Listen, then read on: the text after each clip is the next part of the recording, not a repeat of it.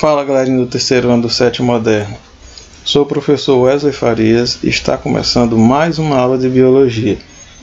A genética é o nosso foco e hoje nós vamos falar sobre as interações entre genes com segregação independente. Então fiquem ligados, essa aula vai mostrar para vocês que seus genes também podem interagir, porque é hora da biologia.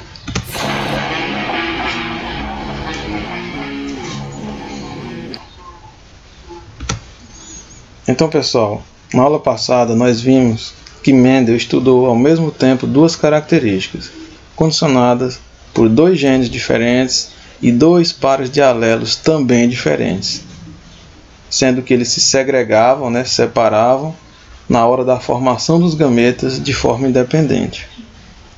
Uma observação importante é que cada gene com seu par de alelos condicionava uma característica diferente.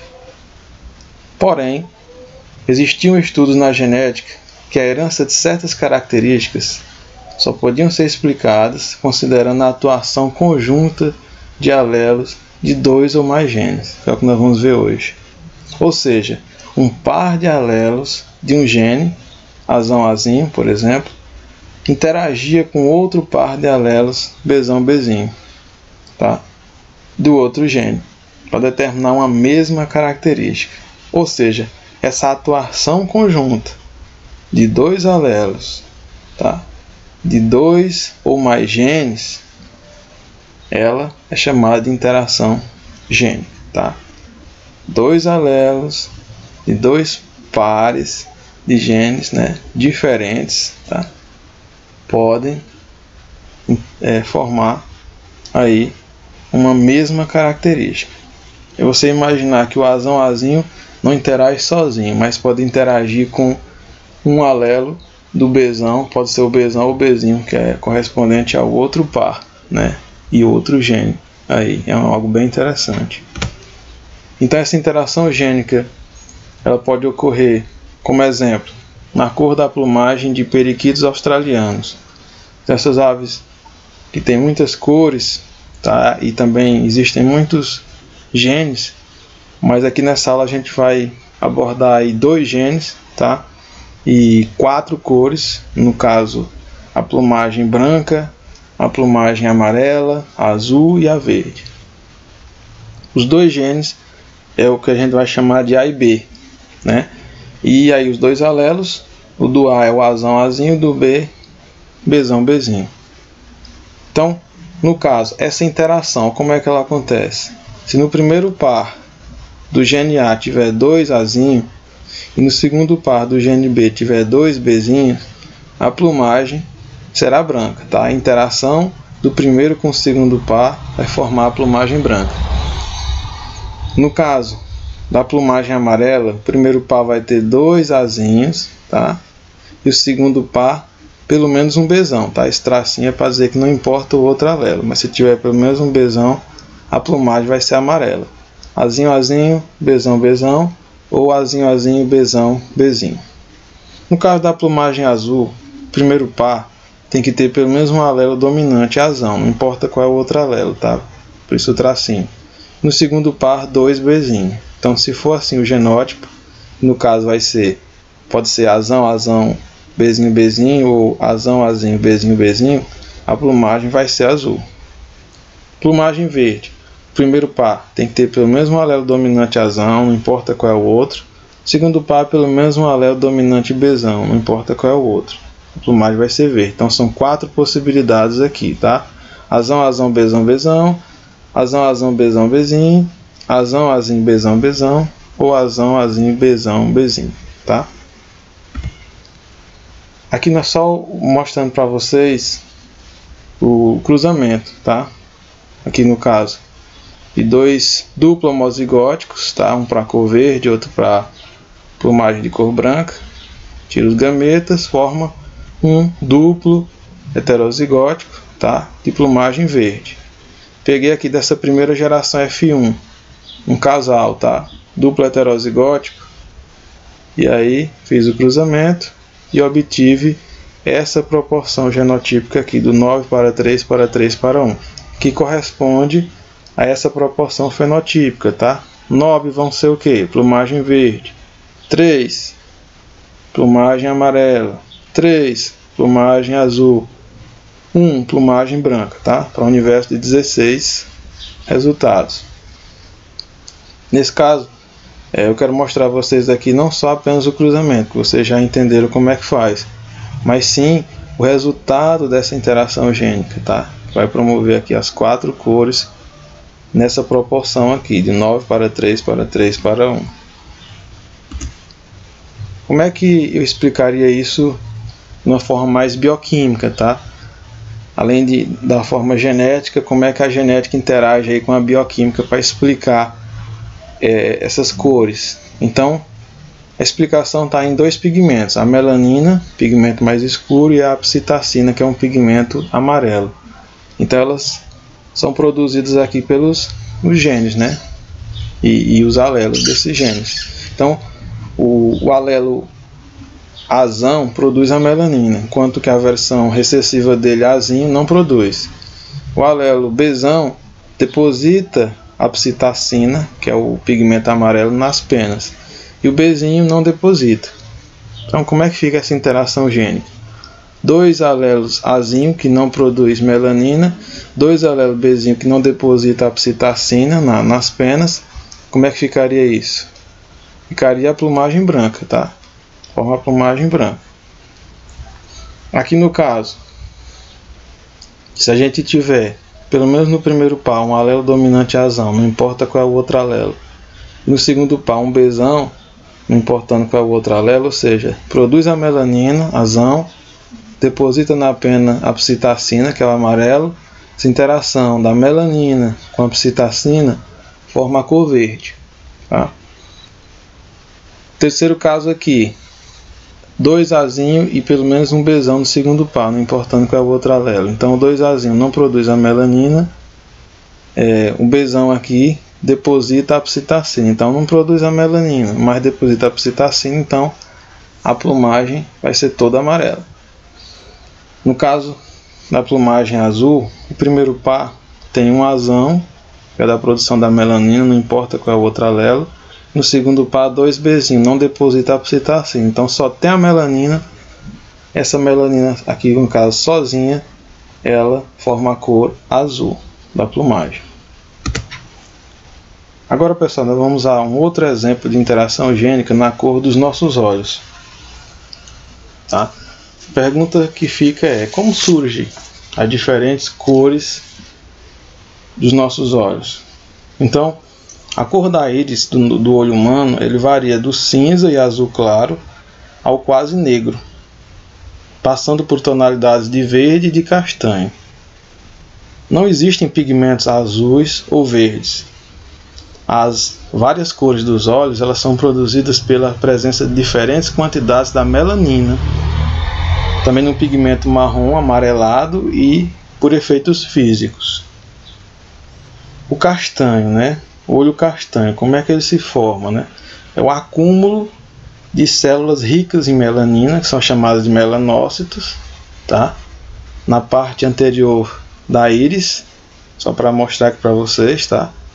O acúmulo da melanina aqui na parte anterior da íris, que é o corte transversal do olho, tá? Para mostrar aqui a íris. Então, esse acúmulo de melanina, ele faz com que a melanina reflita uma quantidade da luz marrom amarelada, e aí vai dar esse aspecto de castanho no olho. No caso dos olhos azuis, eles surgem porque quem tem o olho azul tem pouca melanina aqui nessa parte da íris, tá? E aí a luz ela vai bater aqui e não vai ser refletida na sua maioria. A maior parte da luz ela vai entrar no olho. Lá dentro do olho vai acontecer um efeito físico em que a maior parte da luz, tá, que vai ser absorvida vai ter um comprimento de onda mais curto, tá? No caso, apresentando uma cor mais azul, e aí vai formar realmente esse aspecto de cor azul dos nossos olhos. se a camada, tá, anterior da íris aqui no caso tiver uma quantidade média de melanina, então a luz que vai ser refletida vai formar novamente a cor amarelada, junto com uma parte da luz que vai entrar e formar o efeito físico da luz azul, e esses dois aspectos aí formarão a cor verde, tá, dos olhos. E aí, quanto mais melanina, no caso, mais a cor do olho vai ser mais escura, né? Como a gente já imagina. Mas como é que a gente explicaria isso de uma forma genética, tá? Como é que os genes se envolvem aí para determinar a cor dos olhos? Então existem dois genes aí, o gene G, que é o Green Eye Color Gene, e o gene B, que é o Brown Eye Color Gene. Então existem dois genes, o G e o B. O G tem dois alelos, o GV, que é o alelo da cor verde, e o outro recessivo GA, tá, que é o da cor azul. Então o G é o gene da cor verde, mas aí ele apresenta uma versão recessiva para a cor azul, que é o GA. O B, que é o gene da cor marrom, tá, o castanho, ele tem dois alelos, tá, o BM, que é o dominante, que é o da cor marrom, que ele manifesta, e o outro recessivo, que também é para a cor azul. Como é que eles interagem então na formação das cores dos olhos? Então, se no primeiro par do B tiver o BM, pelo menos o BM, não importa quais serão os outros alelos, porque esse alelo BM ele acaba se comportando como dominante sobre os alelos do G, que é o do outro par de alelos. Então ele manifesta a característica dele, tá? Quando ele aparece, olhos castanhos. Agora, se tiver as duas versões recessivas lá, a do B e a do G, que as duas versões recessivas são para a cor azul. Eu juntei o BA, que é a versão recessiva do B para a cor azul, com o GA, que é a versão recessiva do G para a cor azul, então os olhos serão azuis, tá? Forma o nome aí Baba Gaga. Então nós temos aqui, ó, para olhos verdes vai ser o que? No primeiro par do B a versão recessiva, tá? E no segundo par pelo menos um alelo dominante do G, que é o do verde, né? Pelo menos um dominante. Os olhos já serão verdes, tá? Aqui tem a tabela para mostrar para vocês os genótipos e os fenótipos dessa interação gênica. Outro exemplo de interação gênica ocorre na forma da crista de galináceos, tá? Os galos e galinhas. Essa crista de galináceos aí, ela vai formar o que? Tipos de crista diferentes, tá? Em uma determinada raça, em que essa interação ela forma os 4 tipos, como vocês podem observar nessa imagem, tá? De crista. Ou seja, nós temos aí algumas cristas, como a crista ervilha na figura A figura B apresenta uma crista simples, a figura C uma crista tipo nós, e a figura D a crista rosa. Então, foi feitos os cruzamentos lá e verificaram que quando as aves puras para a crista ervilha são cruzadas com aves puras para a crista simples, o resultado é que surgem apenas aves com a crista ervilha aqui na geração F1, tá? E a conclusão é que a crista ervilha ela é dominante sobre a crista simples, tá? Nesse caso aqui vocês não vão ver aquela proporção do 9 para 3 para 3 para 1, que é só para mostrar como foi o início, tá? Do processo de descoberta da interação gênica aqui nos galináceos, tá? Mais para frente a gente vai ver essa interação gênica, aqui no caso só para mostrar como foi que foi descoberto isso aqui. Então, primeiro cruzamento, cruzavam crista ervilha com crista simples, a crista ervilha se mostrou como dominante. Segundo cruzamento, pegou uma crista rosa, cruzou com uma crista simples, e aí surgiu crista rosa. Então, crista rosa foi a dominante. Porém, aqui agora para mostrar a vocês que quando se cruzava crista ervilha com crista rosa, tá? Formava um outro tipo de crista, que era a crista nós.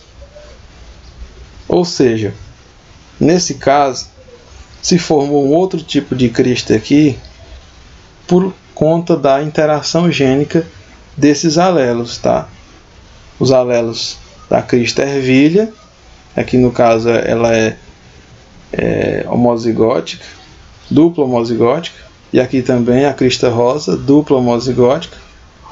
Essa interação entre os alelos de um com o da outra formou também um outro tipo de crista, que é a crista nós, tá? Aqui só para mostrar que vai seguir o que nós estávamos vendo dali da segregação independente, em que forma aquela proporção 9 para 3 para 3 para 1. Vão surgir mais da crista nós, são 9 para 16, 3 para 16 da crista ervilha, crista rosa 3 para 16 e crista simples 1 para 16. Então, só para mostrar a vocês que também é um caso de interação gênica. E aqui por último, nós temos a interação gênica na cor da pelagem de cães labradores, tá? Então nós estamos vendo aqui a pelagem, ela pode ser chocolate, né? Ela pode ser dourada e ela pode ser preta, tá? Dos cães labradores. Como é que a gente explica isso? Então, uma forma mais genética. É um par de genes também que vão estar interagindo, tá? Com outro par de genes, tá? Par de alelos do primeiro gene, então são dois genes. Par de alelos do primeiro gene vai interagir com o par de alelos do segundo gene. O primeiro gene vamos chamar de gene B. Então tem o Bzão, que vai produzir o pigmento preto, o Bzinho, que vai produzir o pigmento chocolate. O segundo gene, que vai controlar a deposição do pigmento nos pelos. Ele é que vai dizer se o pigmento vai ser depositado ou não vai ser depositado nos pelos. Se tiver o alelo Ezão, vai depositar normalmente os pigmentos nos pelos, tá? Se tiver o alelo Ezinho, não deposita os pigmentos nos pelos, tá? Então, para ele manifestar uma cor, ele tem que produzir o pigmento e tem que depositar o pigmento nos pelos, para poder ocorrer, tá, o surgimento da característica. Então, é uma interação entre o primeiro gene com seus dois alelos e o segundo gene também com seus dois alelos. Vamos ver como fica isso. Então, se no primeiro par tiver um Bzão, não importando qual é o outro alelo, e no segundo par tiver um Ezão, não importando qual é o outro alelo, então a pelagem é preta. Ó, Bzão produziu o pigmento preto no primeiro par. No segundo par tem pelo menos um Ezão, depositou normalmente o pigmento nos pelos. Então, produziu o pigmento preto e depositou a pelagem preta. Segundo exemplo aqui, como é que forma a pelagem de chocolate? Na pelagem de chocolate, primeiro par aparece dois Bzinhos, tá? Que é o recessivo. Então vai produzir o pigmento chocolate, dois Bzinhos. E o segundo alelo tem que ser, tá? O segundo par de alelos tem que ter pelo menos um Ezão, deposita normalmente nos pigmentos. Então, no caso, produziu o pigmento chocolate no primeiro par e o segundo par tem pelo menos um Ezão, deposita normalmente os pigmentos, então a pelagem vai ser chocolate. A outra pelagem, que ela é mais amarelada ou chamada de pelagem dourada, então ela existe em, aqui vai ser o seguinte: no primeiro par não vai importar que tipo de alelo vai ser produzido, ou o Bzão ou o Bzinho. Mas se no segundo par tiver dois Ezinhos, ou seja, não depositar os pigmentos, não adianta produzir ou preto ou chocolate. Se no segundo par tiver dois Ezinhos que não depositam os pigmentos, então a pelagem nem vai ser preta e nem chocolate, ela vai ser dourada. Agora tem duas formas de pelagem dourada. Tem a pelagem dourada, que o cão vai nascer com o nariz preto. Então ele vai ter no primeiro par pelo menos um Bzão, não importando qual é o outro alelo. Então ele vai produzir o pigmento preto. Mas aí por causa dos dois Ezinhos que a gente já explicou, que não deposita nos pigmentos, ele não vai depositar nos pelos, vai depositar no nariz. Somente o nariz vai ser preto. Se ele tiver os dois Ezinhos no segundo par, mas no primeiro par ele tem dois Bzinhos, ele produz o pigmento chocolate. Novamente, o pigmento chocolate, que é mais da cor marrom, não vai para a pelagem. A pelagem vai ser dourada, tá? Porque ele não depositou nos pelos, mas vai depositar no nariz. O nariz do cachorro, tá? Vai ser marrom. Então ele pode ter pelagem dourada, mas o nariz pode ser preto. Se ele receber no primeiro par o alelo do pigmento preto, ou se ele receber no primeiro par o alelo do pigmento chocolate, ele vai ter o nariz da cor chocolate, tá? Cor marrom. Então aqui é só para mostrar novamente para vocês, tá? Cruzamento, os resultados, a proporção é a mesma, 9 para 3 para 3 para 1, tá? 9 para 16 é pelagem preta, que aparece em maior quantidade. 3 para 16 pelagem dourada com o nariz preto. 3 para 16 pelagem chocolate, tá? E 1 para 16 pelagem dourada, mas com o nariz marrom. Certo, pessoal? Então, obrigado pela atenção. Espero que vocês tenham gostado da aula e até a próxima aula.